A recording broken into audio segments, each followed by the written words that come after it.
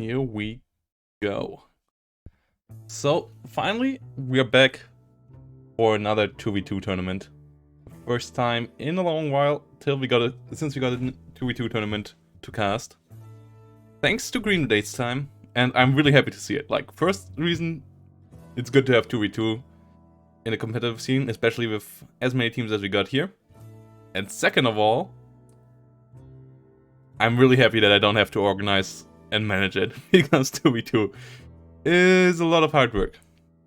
But yeah, so you can find the bracket here. Watch out for spoilers though, as we will jump into the game right now. The game is Double Z versus Ice Cold. And here we go. Ice Cold versus Double Z. Shadreen is the map. And who are the team members of Team Ice Cold and Team Double Z? Ooh, that was loud. Got to turn that phone off. Jogu and Snut are the ones in Team Double Z, obviously. And the Yadris and Theoman are on the other side, obviously in red, because they are playing the allies. Are our guys in Team Ice Cold. Should be an interesting match. The divisions we got here in the terrible division tournament. So how it works is both sides give the other side 6 divisions to choose from, and they have to pick their 2 divisions out of that pool of 6. And these divisions for Snut and Jogu are 20th Panzer Grenadier and 28th Jäger. Both divisions I wouldn't put into the low 6 of the, well, at least not in team games. And 28th Jäger is actually a top tier division in my eyes, like both in 1v1 and 2v2. So I'm surprised to see them here. On the other side, we see Katarina, which in my absolutely belongs here, and 126, another division that belongs here. So really odd choices here by Theoman and the others in my eyes. We will see a best of 3, so in game number 2 these will switch factions. Let's see what Axis divisions and Allies divisions we will get there, but first we will have this lovely match to view. And also the income picks are relatively meta for 2v2. Like Jogu and Snut go for 1 Vanguard, 1 Balanced. And the others and Theoman go for 1 Vanguard, 1 Maverick. With, I think, Jogu and Snut playing the even more meta of the 2 income combinations. Like, that's what we have seen a lot in the last 2v2 tournament. In which I also took part together with Eugen. But yeah, this time, interesting. Terrible division tournament, obviously we should get a lot of divisions to see that we usually don't see in these kind of replays. I will try to cover a bit more over the upcoming weeks till League Season 5 starts. Give us a bit more 2v2 content. And a bit more terrible divisions. So, over here, though, as I said, these divisions here I wouldn't really consider terrible divisions for the Axis in team games. Like, you get the Elephant, you get the Jagdpanzers, you get a few infantry units, sure, but if you combine it with 28th Jäger, who has a shit ton of really solid infantry units, then why? Like, yeah, like, why shouldn't you pick it? Like, it's a lot of good tools there. Turina and 126 struggle quite a bit in the armor department. But they also have okay infantry. Like, but it's really not as well rounded as the combination on the other side in my eyes. Especially as this combination also gets quite a couple of Focke-Wulfs and so on. So, what's the air? Like, especially the fighter units are rather slow, I think, for Yadris and Theoman, if I remember correctly. I haven't seen Kurina and 126 in a while. Like, especially 126 fell out of favor heavily. Like, it wasn't one of the most picked divisions in the first place, but with the upcoming of 30 VDV and MGB as some more infantry-focused Soviet decks, they fell even shorter. Like, really nobody plays 126 anymore, because they have a really lackluster tank tab, and The infantry tab isn't even that strong. Like, they have to get in CQC, and they don't have a tool like the Smoke-Off map in 30 VDV to get there. They don't have T-34s to support it. I mean, sure, they have the meme BT-7s, but that's it. So I wonder how they will fare here. And the issue is, against 20th Jaeger, even in CQC, you're not winning by that big of a margin, because if you're winning at all. Because 20th Jaeger obviously is also a really good one for the forest sites on this map. And I thought I started this early enough. Like, I know the deployment phase was long, but I thought I started it early enough. It should start any second now. 2v2 obviously always having a bit of a longer deployment phase, because you have to coordinate what you're doing. Especially if you play it on a higher level. And not just casually. It's just, like, casually obviously would be just split it in half. Both play 1v1 with, like, combined air force, a bit of artillery moving over, and, like, some combined action in the middle.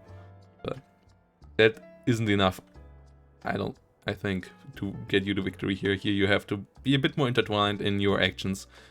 Like, one guy brings in the Jagdpanzers all across the map, the other guy puts the Jaeger in front of it, and so on. Or like a really heavy push on one flank with light cover on the other side. Things like that is what you usually see on in a 2v2 game in the tournament. Come on, Theoman, Eadris. Stop pinging, start playing. Yeah, I'm surprised how long it takes. By the way, sadly my YouTube video for 1v1 play with the new 2 divisions from the DLC isn't ready yet, because I struggled to find an opponent, and then I found Pixie to play against. But first of all, I had sound issues in that one, and then in the end he crashed, so yeah, that wasn't a good one either. So I will try to find a 1v1 opponent, but it might be that I only get those videos done when the DLC actually launches, and I get to play them in ranked. Hopefully I get it earlier. But now, finally, this game has started, so let's focus on it. Here we go. PTRS 41's coming up. On Strelki. Gonna come ready. Quite a couple of PTRS around the map. Let's see how this goes. 24 leg map. And we got the Jagdpanzer and the Stuk pushing in the north. There's 3 T-34 76s on the other side. And 3 BT-7s, but you have to get the right attack angle onto these Jagdpanzers and Stuk to actually deal with that. With these kind of armored units. Also, they get supported by a Pike 38. Which can be rather deadly against T-34s as well, especially against the Leader 43. No, the Leader is also a... No, yeah, right, the Leader is a 43 version. The normal ones have the normal 90 frontal armor of the 1942 version. Down here in the south. The AT gun doesn't get its shot off. Now gets engaged by an MG42 and 2 IG-18s. Eadris putting some Ognamachiki into the forest. You meant already coming in with multiple airplanes. Ooh, but the Eadris IL-2 is in danger. Cis 12 truck gets the kill onto one plane of Jogu. Second one now going to the south. Mi-109 G2 with 2-star Regiment C. But be careful over that with the P40. And the first one of the flak-filling panzers of 20th Panzergrenadier hits the field. It's the T-34 version. With the Panther version for sure coming up at some point. Because these are really, really good AA pieces. P40 now tries to get out, but the G2 is a relatively quick plane. The second G2 got called in a bit late. Can they catch up? They have 620 kmh after all, but it doesn't look like it. Took a bit too long to fly its curve. So the P40N will get out. PD7 in the open. We are still at a classic 12-12 here. Hey, further. We are still at a 12-12 here. Me-109 flying back. Valky coming around. Ooh, and the smoke charge from Yadris over here. BT7s of Theoman should follow that soon. Stormjäger is getting overrun by the Gonostrelkis. But yeah, I would have waited for these 4 T-34s to show up as well. I think it's a bit premature here. When the Jagdpanzer just took already showed through the smoke, and this might have ended really badly for Yadris here. Oh no. Pack 38s have a good attack angle here as well. This one at least should get side shots. So yeah, this will end really bloody for the T-34s. Hurricane of Theoman with AT rockets will try to at least get some kills out of this. But the Flakpanzer comes in, pushes it back, and ooh, this might end really badly. Focke-Wulf A8 of Snut on the battlefield for the catch-up. Snut gets the kill, and that's the reason why, yeah, it's a really strong combination. Like, in 2v2 tournaments, like in a terrible Division 1v1, I would give the enemy a 20th Panzergrenadier maybe, but not in a 2v2 tournament, because Jagdpanzers and Stuks Gs are pretty strong. And if you combine that with Focke-Wulf, and the Flakpanzer as AA, and if you combine that with the strong fighters of 20th Jäger and the strong infantry of 20th Jäger, you have a prime combat force. Jägers and Automachikis here in combat. Yeah, I think if it would have come with all the T-34s at once, this and the BT-7s, like, that would have been 10 tanks pushing in there. But instead it came with 3 tanks only, and that was obviously not enough at all.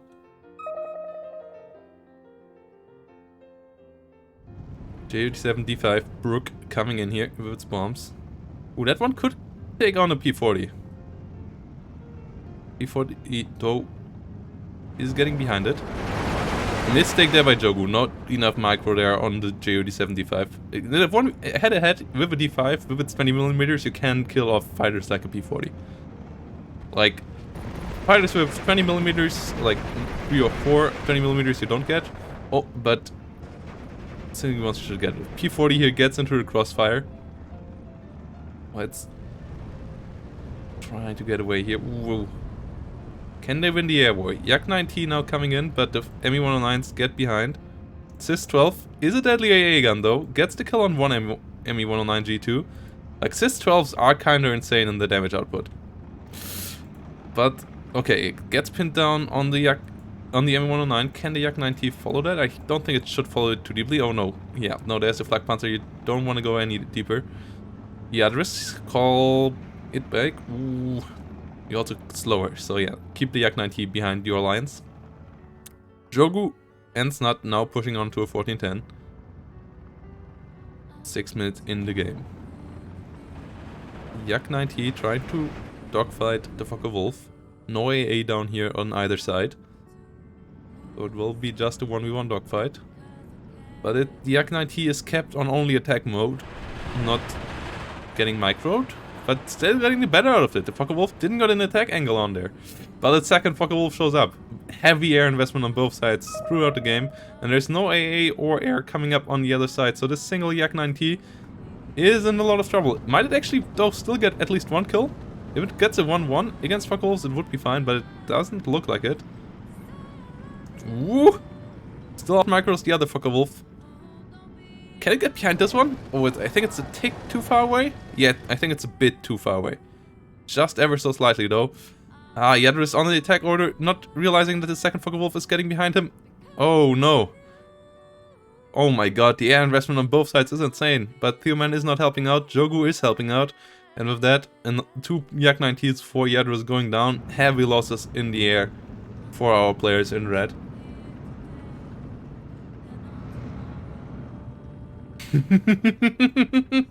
Yeah, the best example of Ju-87 D5 is for sure the Korik.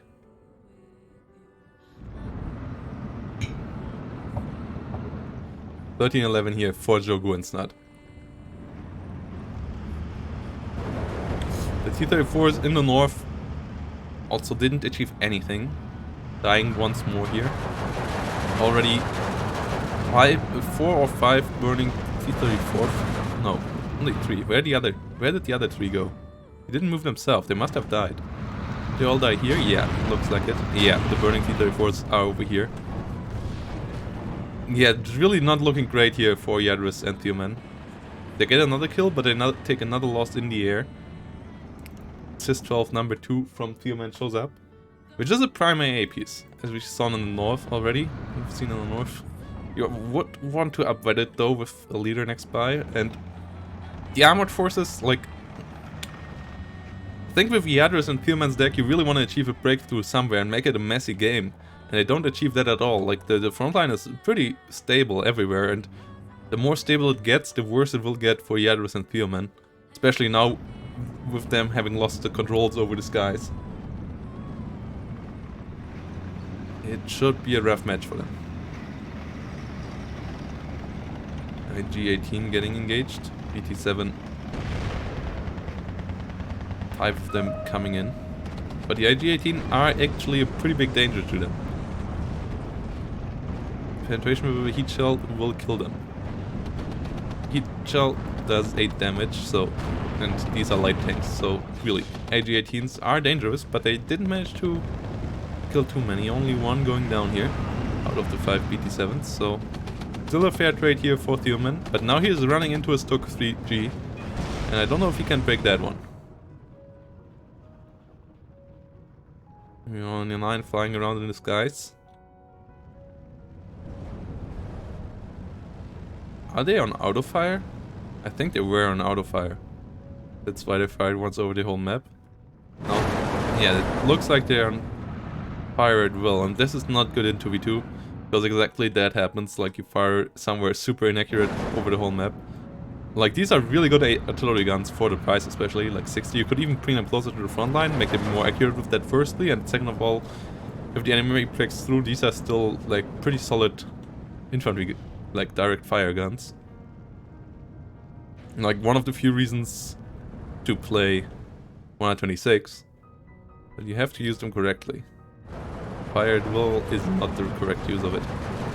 Ricky Roxian trying to get through. It's a 14-10 now for Jogu and Snut though. Yadris achieving a breakthrough in the south. BT-7's driving around. Could maybe get up here. Like, really, the south looks vulnerable. But they don't have AA themselves in the south, which is an issue. If Yadris and Thiomen could get some AA in the south and keep these Fokker Wolves from strafing and so on, be way better. And this P-40 is way too deep for its own good. Way too deep. And as is this Tanko. Oh my god, is that 4 Stuks? Yeah, that's 4 Stuks. Both players... No, yeah, both players bringing in 2 Stuks there. BT-7 also getting under crossfire by the Flakpanzer Panther. Oh boy.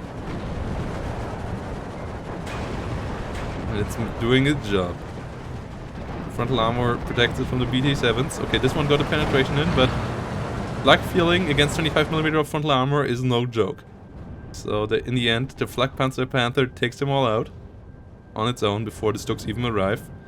Now dealing with an IL-2KR. Yeah, this is one of the best AA pieces in the game. You don't mess with the Flakpanzer Panther.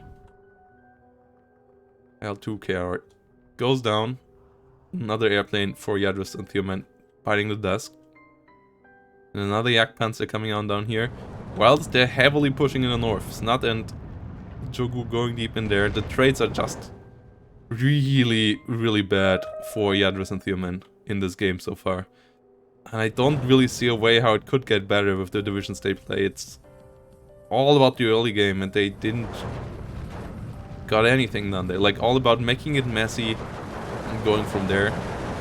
And it was anything but messy for Jogu and Snut. Like, they had their defensive line. That defensive line got breached at one small point, but even that breakthrough didn't do anything quite amazing. Like, yeah, sure, there was an infantry unit back here, but there were no tanks, like, or like Panzerschrecks or anything like being scattered and left all around to annoy the enemy. It was just a small push that didn't have any chance of lasting anyways. At least getting some kills on the Stuk 4s over here. Two Stokes take a bit longer to get to the front line, because they were moved away from fast move to attack move. But they're still coming in. Focke-Wulf, he actually might go down, because it stayed so long at the front line. To the 1-star veterancy, Block 37. Yeah, this is a bit too long here by Snuts Focke-Wulf.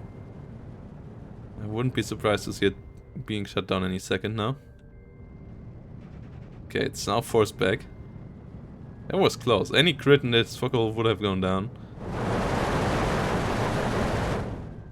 But now the air control comes in once more. And yeah, this game looks quite kinda over. Not gonna lie.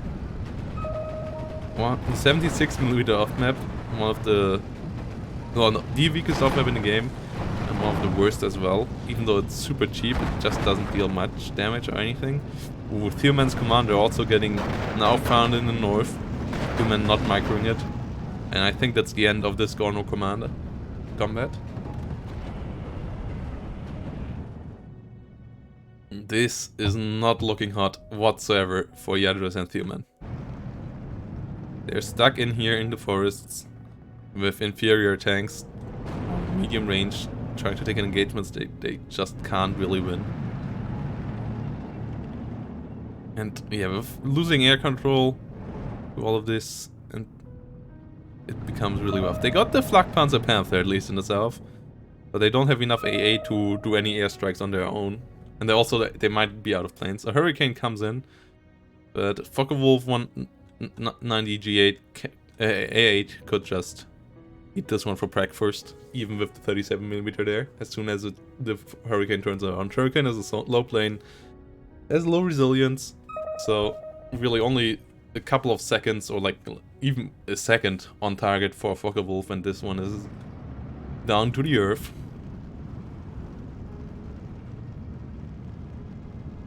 Push in the north. Nearly everything got pushed back here by now. There's still quite a bit here in the bag for Jogu and Snut. Another off map coming up on the hill. But this hill is not even worth that much. Like, getting it doesn't give you any flags. You're still quite a bit away from all the other flags. So even if they win this push, I don't know how much Yadros and Theoman will gain here. I don't think it's too much. M42 over here, under heavy fire, going down to an MG42.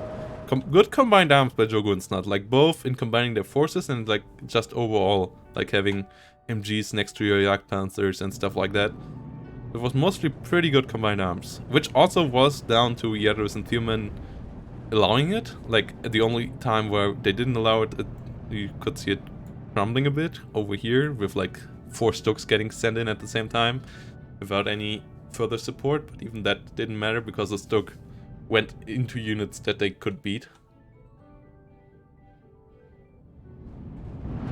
Yeah, just the execution of the early game push was not good enough by any means by Yadros and Theoman. They're somehow still managing a 13-11 here, but if you look at how much blue there is on the map compared to how much red, and then also consider how much blue still has in the skies compared to red, who lost a lot of their planes. It should be a really tall order here for Yadros and Theoman to get in this.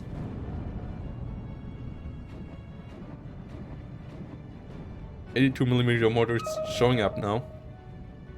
Hurricane with its ground strike onto the Stoke, gets the kill. Focke-Wulf trying to come around. Sis-12 in the north is dead, so there's no AA over here. Stoke trying to come around the corner. T-34 might be good enough to kill it. More Strelke SVTs coming up. Oh no, Stoke gets the first shot onto the T-34, gets the penetration. T-34 is still turning. Stoke might get 2 shots off before the T-34 gets 1 off. Yeah, it looks like it, and that's the end of the T-34. Oh boy. Oh boy. Studebaker in the center also going down. Whew. This is rough to watch. I mean, yeah, Theoman achieved another breakthrough here, but this is just territory that doesn't really matter. They allowed them to get up here, but they're down now to a 9-15. And it looks really grim. Focke-Wulf F8's coming in.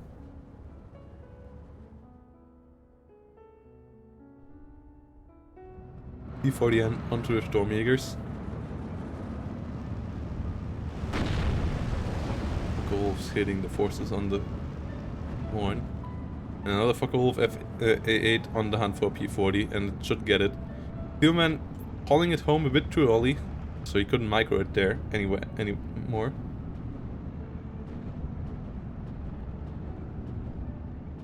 So Hurricane coming in over here.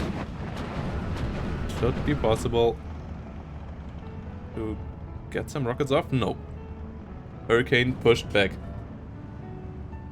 Hurricane pushed back. Don't know if that's a compliment or an insult to Wolf. Like... okay. Like, yeah. Me19G2 flying around. Jogu and Snut getting the kill on the south. Yeah. Look for pitting down the Moskaya Pekata. The other one getting into the forest. And the mortars hit the forest, but there's actually nothing there anymore. Yeah, Jogu and Snut really having the control over this game. And here we go. Yadra surrenders. And Theoman should follow suit in a second. And here we go. Game number 1 goes to Team Double Z, to Snut and Jogu. And yeah, especially Snut's KD here is really, really good. Jogu's KD is okay. On the other side, both took equal amount of casualties with equal amount of KD overall. So really, GGVP to Snut, Jogu and Snut in game number 1. They absolutely choose the prime combo. They did choose a prime combo of divisions here. Well, the Yadrist human copy, I understand what they tried to do with it. Like, it's 2 divisions that have a lot of cheap stuff that is rather mobile in the early game. But they just didn't use it correctly. Like, they didn't go for that awkward one push through. They tried to push actually in the most open terrain of the map, other than the middle, in the early game. I ran into heavy opposition with a bad time push there as well. So yeah, it was just not their game here. Let's hope they do better when they get their hands onto the Axis. We will be back with game number 2 in 5 minutes.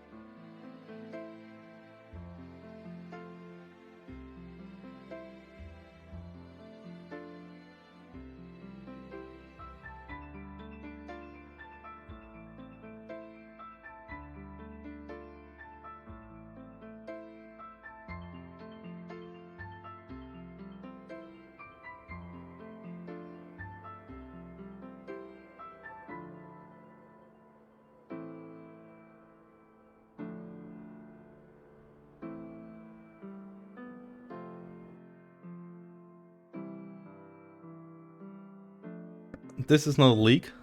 This is a 2v2 tournament. Elimination tournament. It's with best of 3. But it's organized on the SD League Discord. We thought about maybe doing a 2v2 league as well, but not quite got into that yet.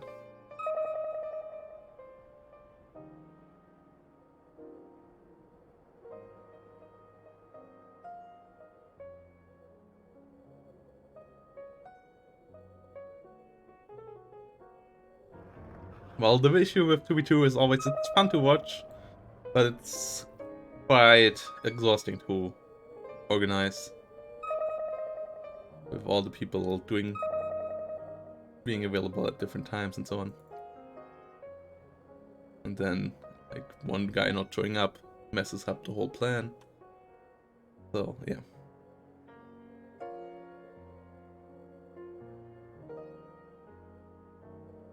Like, the one idea we had was doing something like a comparable to StarCraft team leagues. I don't know if you guys know, like GSTL back in the day and so on, or what were the other big team leagues?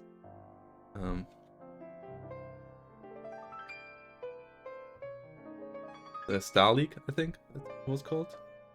Oh no, that's Team League, but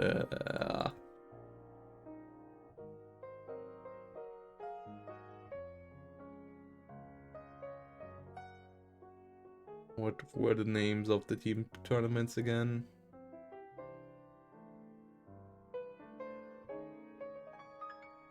Like stuff.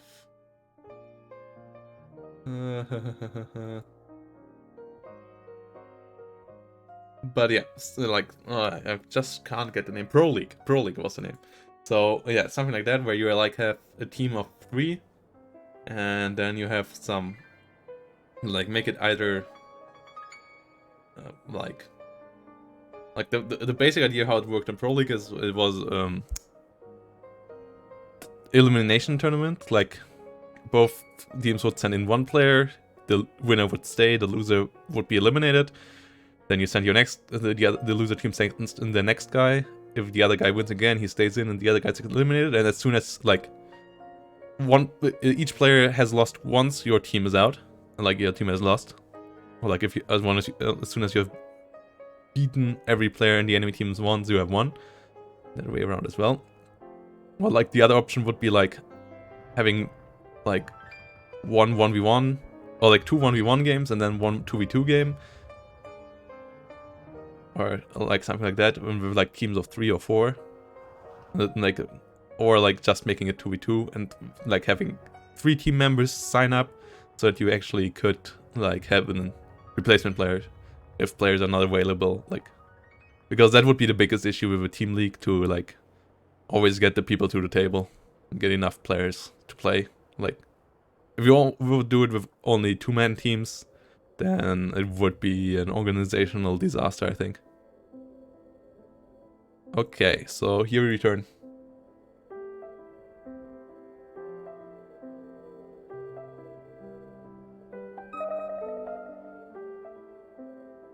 Here we go again.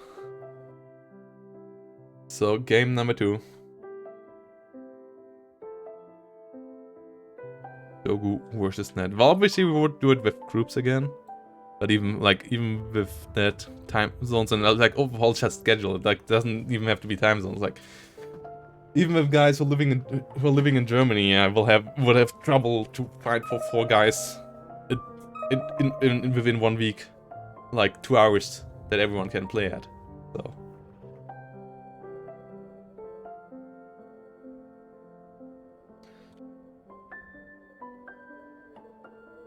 Okay. So this time Jogu and Snot are having their hands on the allies, and we are on Chibuchny, and Yadris and Thurman are the guys with the axes, and these are interesting picks for Thurman and Yadris. It's 122nd and 356, which are like some of the most similar division in the game, and don't think quite what you want in a 2v2 where you like want to complement each other's divisions.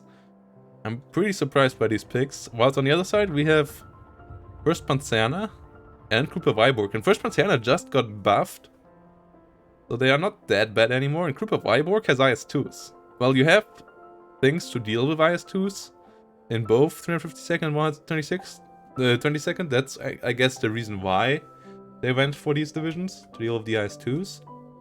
But let's see if they actually manage to.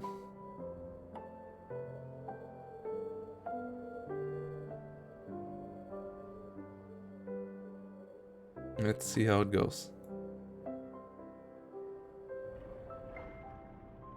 Bonjours, M42s, more M42s. Yeah, like 2v2, that's always the issue of 2v2 tournaments. Like, getting games together is just a pain, especially if it's not like a one-day 2v2 tournament, and even a one-day 2v2 tournament, like, someone always misreads the rule, and then one of the guys eats dinner with his parents, and everyone is like, what the fuck? And, like, yeah.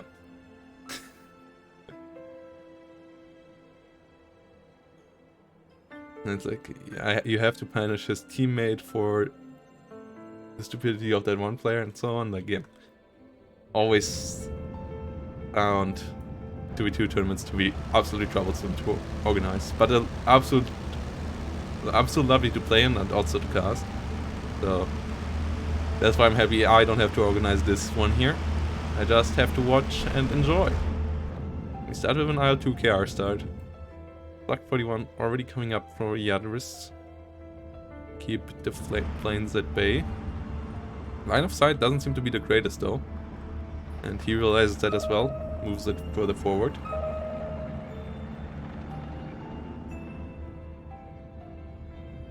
And here, Park 38 engages Morris LRC.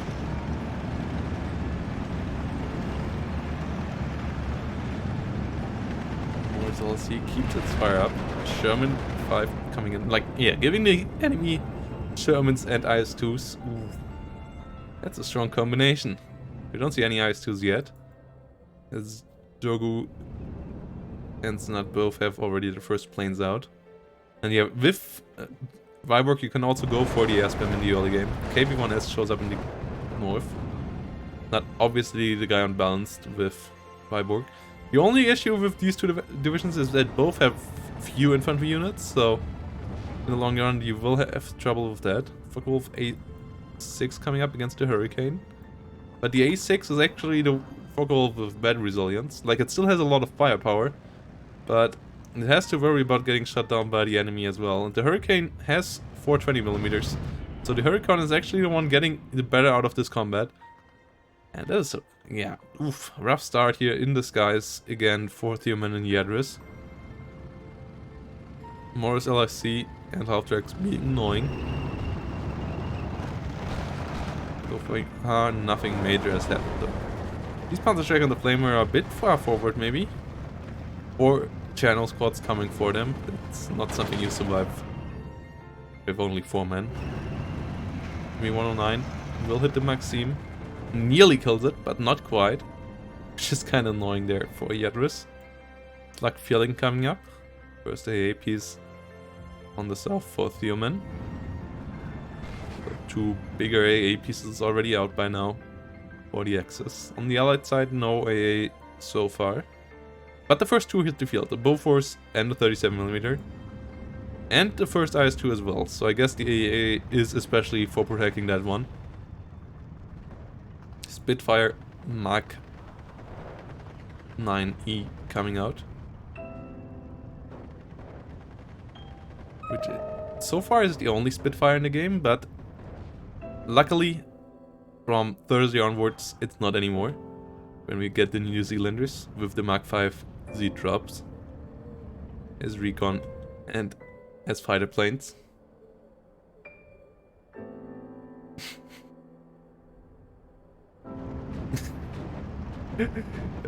Okay. I guess when you beg me for laughing, I will laugh for you. Yeah, like yeah, but yeah, only allowing people who live together to play. Also, like for Corona preventive measures, obviously, right? No, but yeah, 2v2 tournaments. I think Queen will do a good job, but I really don't envy him in his position. Morris LRC comes in. Stoke 3G comes in from the back. Sexton firing onto the south. Okay. Yeah, it's cool to see stuff like artillery showing up that you're not used to see in 1v1s. Like, Sextons are rare sight in a 1v1 game. They're solid artillery, but artillery is just a bit too pricey for the width of the map in normal 1v1s, so you don't see them coming out at all, usually. So I'm really, really happy to see them here. Flammenwerfer should be able to beat the Saperzi. Golf gets pushed back. I think, like, also 2v2 is the last... Like, 3v3 on bigger maps is also okay, but, like, 2v2 is the last one where it doesn't get, like, super insane when it comes to unit numbers and just spam, and it's still, like, a lot of, like, really cool, like, smaller engagements as well. And then there's also the composition of, like, how well you work together with your one teammate. With that being also often quite a bit more, like, accurate and, like, well-timed compared to 3v3 games where you have to combine 3 human beings together and, like, all their actions into well-oiled machines, which is just really hard to achieve, and nobody is doing it on a, like, or, like, few doing it on a level where it's actually really cool to watch and you're like, wow, getting blown away. On 2v2 level that happens quite a bit more often, like, where you're like, oh wow, this combination, like this air micro of the 2 planes together, getting the enemy into that position, really well done there. Me-109 and a G2R. Ooh, that's a lot of G2R2s. That feeling has to unload. I'm not doing so yet, just yet. When the Me-109s just ignore the Hurricane. Oh no, this one goes for it. Okay. Oh, but the Me-109 on the other side goes down. Hurricane should bite the dust here. Ooh, takes quite a lot of fire though. 2KR is forced back. Me-109 should be forced back as well. Ooh, and the Spitfire and the LE-7 on its heels. Yeah, these guys for sure gonna get shut down. LE-7, best Soviet fighter, 645 kmh, 220mm. Deadly combo. Also medium resilience, so solid fighter heads as well, and it gets another Me-109. Flies around. Also one of the planes that feels the most natural when you micro it, for me at least. Like, it reacts pretty fast usually and, like, does what you want it to do, which I really enjoy about the LE-7. Like, I can't really describe why, like, I don't know why, and I can't really describe how it works, but it just feels so natural, like, microing the LE-7 compared to other planes. It sometimes likes, like, really oversteer or just don't do what you want at all, at least for me. So the LE-7 there is really, really nice. So is the Spitfire, but the Recon Spitfire is also one of those planes that has, like, the right amount of speed and agility to feel just slim. Like, I don't know, for the lack of a better word. No, that's not the right word. Like, yeah, just can't describe it.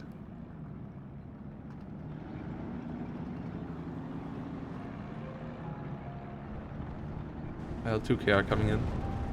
Spitfire Mark 9E coming in as well. No one should be able to shoot down the Me-109. Ooh, no, the 37mm already does it for it. And that's again a lot of air casualties for Yadros and Thielman. And remember, these are the 2 guys with the Vanguard, so they are the 2 guys that's supposed to break through here. They don't achieve that at all. Really, the air synchronization on their side is not as good. Like, they don't bring massive air bombardments in that you want to bring in 2v2 to just overwhelm the enemy AA and so on, so they lose constantly planes to AA or get them outnumbered. Yeah, like, really, I think you can see how that Jogo and Snad have put more preparation together into it, which obviously is also easier to do for them as they're both Russians from the Russian time zones, while Yadros and Thielman are living, I think, 10 hours apart with East Australia and France, so getting practice time together is a bit rougher for them. It's always nice to see Thielman though showing up for tournaments like this that are usually played on, like, hours that are really, really late for him over there in Down Under. Drumble Mark 7 over here for Jogo now coming up. Mark 6 engaging the Ersatztruppen. In the center of Shogunzat, that becomes really dangerous once more. We see a Cromwell commander now. The first time in a cast that we have a command tank, I think. Other than in 20th Panzer Grenadier. And that's obviously thanks to the changes now that command tanks can come in an A. And that makes them quite a bit more viable. Like now they're a choice. You can either pick them or you can pick your infantry commander still, which is also still a decent choice. Or you can choose both and bring in both. But before it was like, oh yeah, the infantry commander comes in 20 minutes earlier. Let's go for the infantry commander.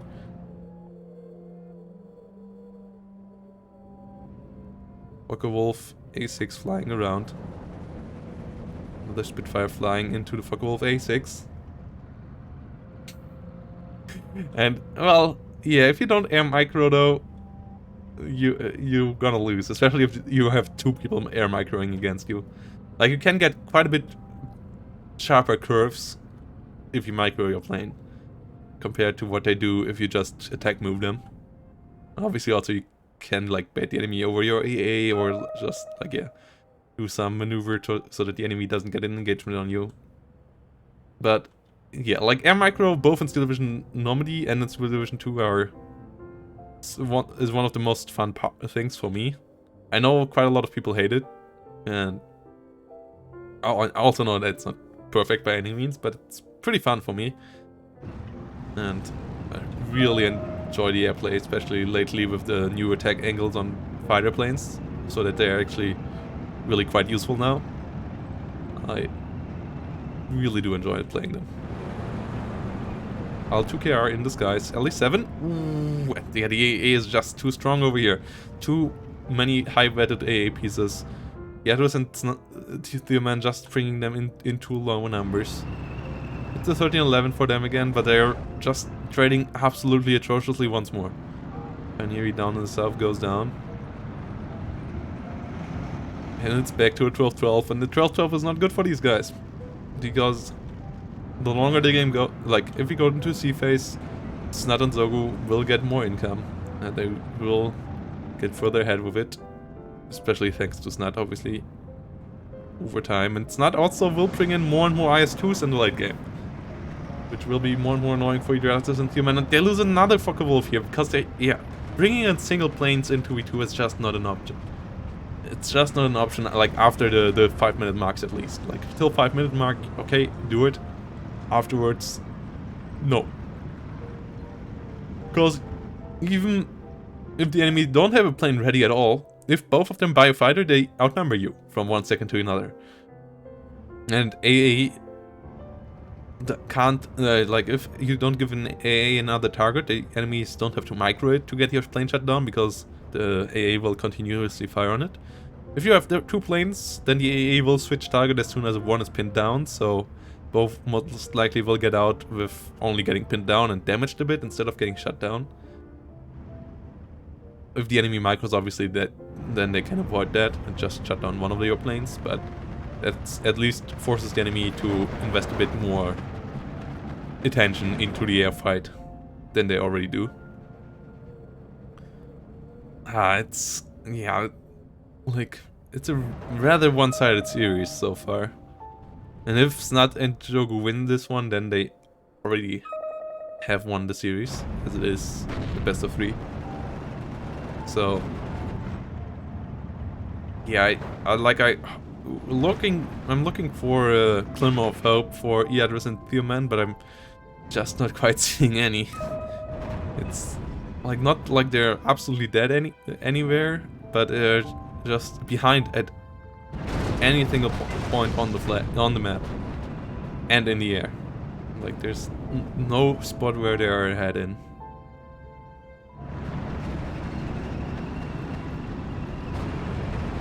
Jagdpanther engaging a 6-pounder, but Jagdpanther's HE shells aren't the strongest. 6-pounder is holding its fire, which is interesting. Still trying to push, but getting killed by the Grumble Mark 7. Golf F8 coming in. At least flies the right curve. But Bofors keeps on firing onto it. Spitfire coming up. More infantry for Theoman in the south. A lot of grenadiers. A lot of grenadiers.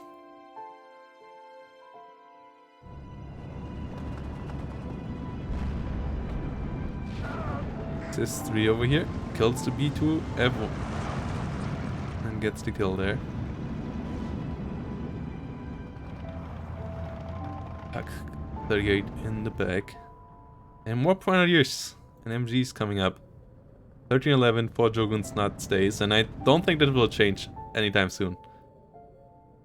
Like, they have the commanders on the field. The other guys have it as well, but only one. They have air control. They have the better composition overall again, once more. Panzerjäger 35R showing up. I absolutely adore these cuties and like really love to use them in Steel Division Normandy, but they just don't quite work out in Steel Division 2. I can't pinpoint the reason why, because they still have good rate of fire with 15 on actually solid penetration value, but they always seem to do really poorly. I mean, they don't need 2 penetration on paper, so yeah, I just don't know why they're so doing so poorly, but I'm not quite sure.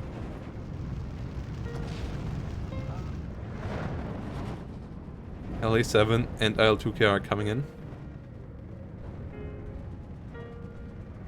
And Focke-Wulf. Yeah, Flak Feeling.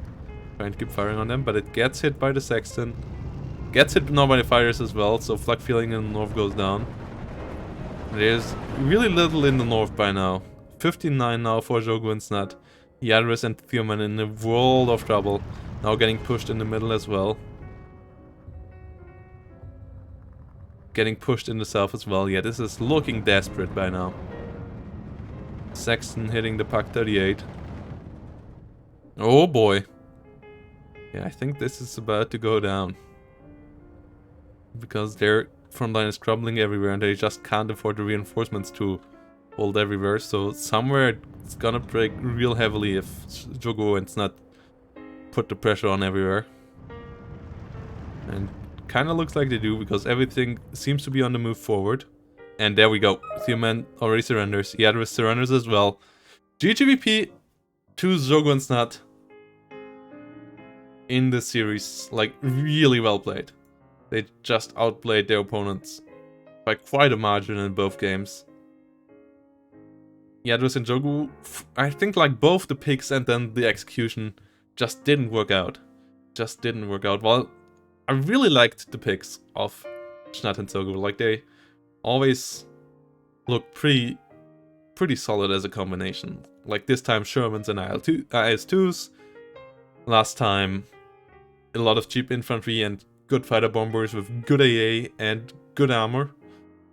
So yeah, they really understand how 2v2 works, and like it looked really cool. Also how they were like mixing the units all over the map, whilst the others and Theoman were a bit more into the typical half map split. Like even in the air department, they didn't do too much together. So overall, absolutely deserved victory by Jogun's-Not. GGVP to them.